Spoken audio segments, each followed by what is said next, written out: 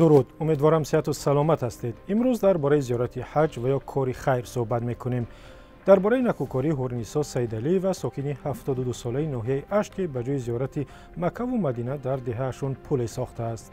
بعد سر خیجینم تو وقتی که بابایشون نرفتم با من حج در کار گفتم همون مابین قبرستان های مابین این کوپری که حوالی مایه قبرستان شای همون قبرستان گردوش تازه کرده برق کرده.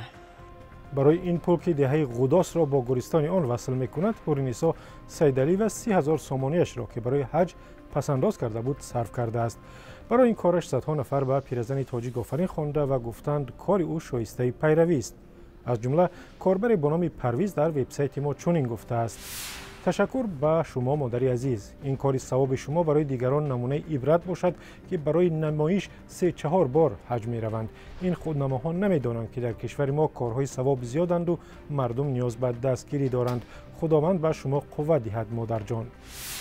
در فیسبوک هم ستایش از کار هورنیسا سیدعلی و زیاد است که حج نرفت و یک مشکل جدی ساکنان دهه قداس اشت را حل کرد.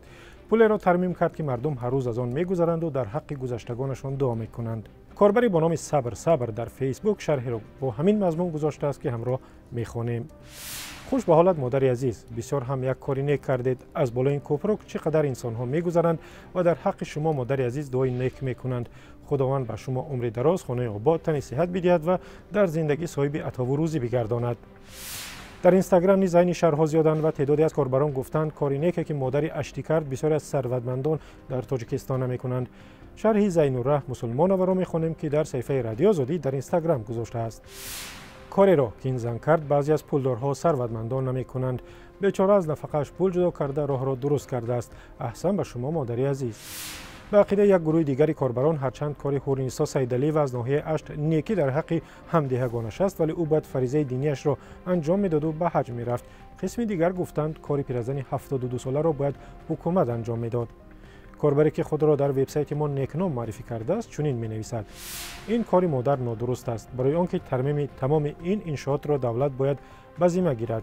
مادر اگر یک مرتبه به دست میلیسه تاجیک میافتادید شاید درک میکردید در نزد این دولت و حکومت برابر یک پول پوچک قدر ندارید. بهتر میبود این پولها را برای خودتان و عائلتان پس انداز میکردید. یک بار اینستاگرام دارید، فرزندان این منصبدارها را بینید میفهمید. شرح با همین مضمون را کاربری با نام جبردیده در وبسایت ما گذاشته و گفته است که حکومت نباید مسئولیت‌های خود را به دوش مردم عادی واگذار کند. شرحش چنین است: ساختن پل و راه، مکتب و بیمارخانه وظیفه یکم درجه حکومت است، نه از شخصان عادی. اگر خلق عادی از پی حل این مشکلی ها باشد، پس وظیفه حکومت و دولت از چی عبارت است؟ در حالی که مزد بسیاری ها تا 800 سامانی است و یک لیتر روغن 25 سامانی، مگر همین از روی عقل و انصاف و عدالت است؟ کاری مادری 72 ساله تاجیک که حج نرفت و در دههشون پل ساخت کاری درست بود یا باید فریضه دینیش را انجام میداد؟ شما هم در وبسایت ما نویسید یا نظرتون را در ویدیو ثبت کنید و به شماره که میبینید بفرستید. با وایبر، واتساپ یا تلگرام و ایما. آزادی آنلاین به پایان رسید. تا دیدار در برنامه دیگر.